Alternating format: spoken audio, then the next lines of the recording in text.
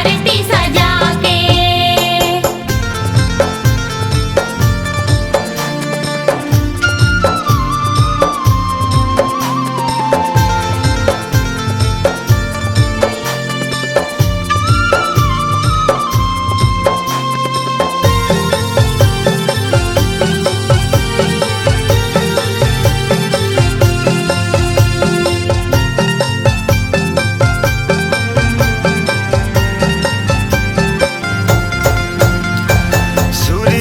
गैया के गोबर मदाई के उठनी अंगना चौक पुराई के बंगला के पान गुरु तिलहुड़ी मड़ाई के जगमग बाबा दीपक सजाई के।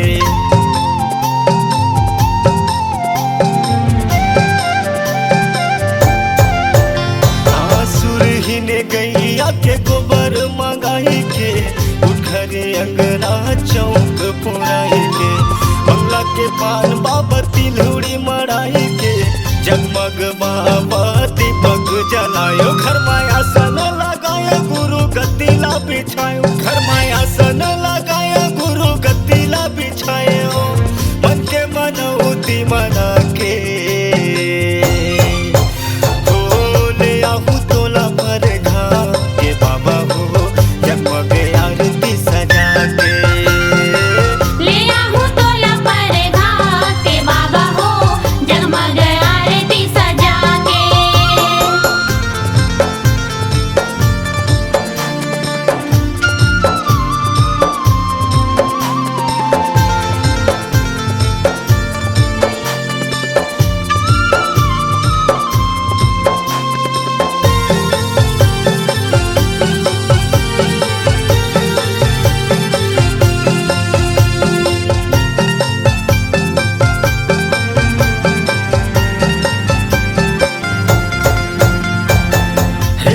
ज्ञानी अमृत तोर चरण आए हन बाबा हमो तोर चरण अमृत समान बाबा तोर बोली बानी है ए जग बाबा अमर कहानी है।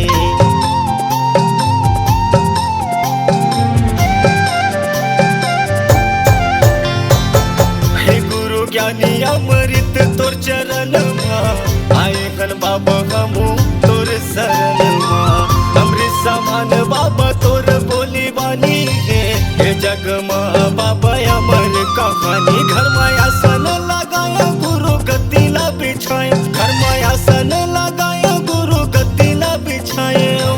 मन के मनौती मना के हो ले आहू तोला पर घा के बाबा हो जगमग आरती सजा के।